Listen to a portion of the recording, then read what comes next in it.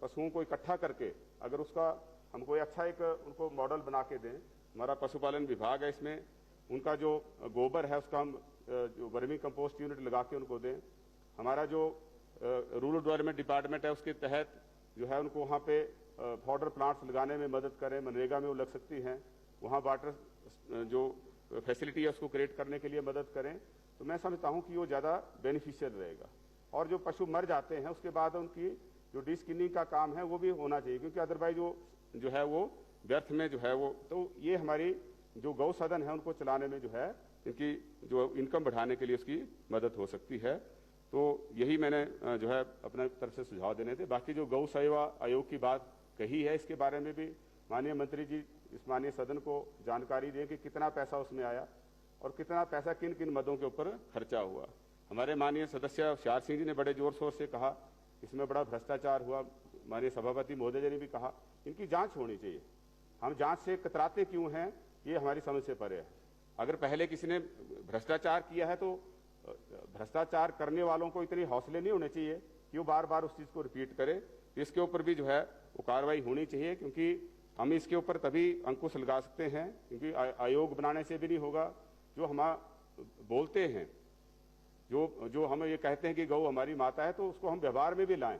हमारे देश में इतने गौ रक्षक हैं, अगर ये गौ रक्षकों को एक एक गाय की जिम्मेदारी दी जाए तो मैं समझता हूं कि 100 गौ रक्षक के हाथ में एक गौ को पालने की जिम्मेदारी आएगी। लेकिन ऐसा कोई करेगा नहीं, वो सिर्फ नारे लगाने के लिए, वोट ऐंठने के लिए जो है वहां तक सीमित है। और गौ रक्षक सही मायने में गौ रक्षा के लिए आगे आए, उनको पालने पोसने की जिम्मेदारी लें, तब उनका जो है वो जो जिस भाव के साथ वो लोगों में बातें करते हैं वो सही मायने में जो है साबित होंगी। तो आपने मुझे बोलने का समय दिया, इसके लिए मैं धन्यवाद आपका करता हूँ। अब इस चर्चा में भाग लेंगे माननीय सदस्य डॉक्टर जनक राज जी। धन्यवाद सभापति महोदय, आपने मुझे इस महत्वपूर्ण चर्चा में भाग लेने का मौका दिया। बेसहारा पशु, इससे हम क्या समझते हैं? पशु तो जंगल में भी होते हैं, फिर ये बेसहारा पशु कौन है? हम सब सोचते हैं ये केवल उनकी गलती है जो पशु को पालते थे और अब उन्होंने इनको बेसहारा छोड़ दिया है, परंतु ऐसा नहीं है। मैं समझता हूं पहली जिम्मेवारी जो पशु पालता है उसकी है, परंतु उसके साथ साथ पूर्ण समाज की भी एक बहुत बड़ी जिम्मेवारी इन पशुओं के प्रति बनती है, क्योंकि जीवन की शुरुआत से लेकर इंसान को अंतरिक्ष और चांद में पहुंचाने तक इन पशुओं का बहुत बड़ा योगदान रहा है।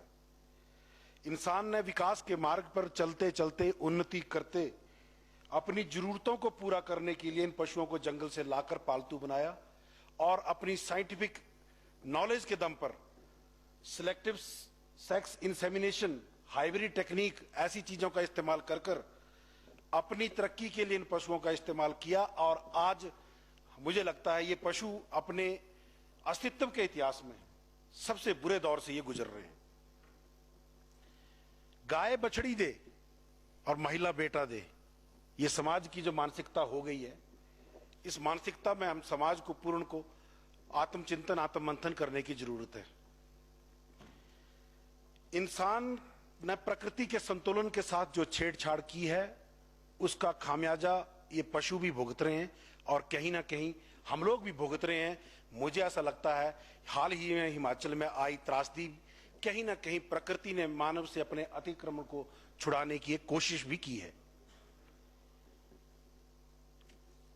पशुओं को, इन बेसहारा पशुओं की रक्षा के लिए इस सदन में इस प्रस्ताव के चर्चा के दौरान मैं कुछ सुझाव सरकार को देना चाहूंगा। सबसे पहले पशुओं को इस्तेमाल करने के बाद बेसहारा छोड़ने वालों के विरुद्ध कड़ी से कड़ी कार्रवाई का प्रावधान हो। और दूसरा, गौ सदन बनेंगे, कब बनेंगे, आने वाले टाइम में कितने बनेंगे, जरूरतों को पूरा करेंगे नहीं करेंगे, ये एक अलग विषय है। परंतु वर्तमान में जो सड़क पर ये आवारा पशु घूम रहे हैं, जिससे मुझे लगता है प्रतिदिन एक न एक दुर्घटना प्रदेश भर में होती है, तो क्यों ना हम त्वरित कार्रवाई करते हुए इन प्रत्येक आवारा पशुओं के गले में एक रेडियम कॉलर का प्रावधान करें, ताकि रात में जब ये दूर से चमकते हुए दिख जाएं, जिससे सड़क दुर्घटना में इन पशुओं की जान और इंसान की जान को भी बचाया जा सके। मैं आग्रह करूंगा कृषि मंत्री जी इस पर तुरंत विचार करें।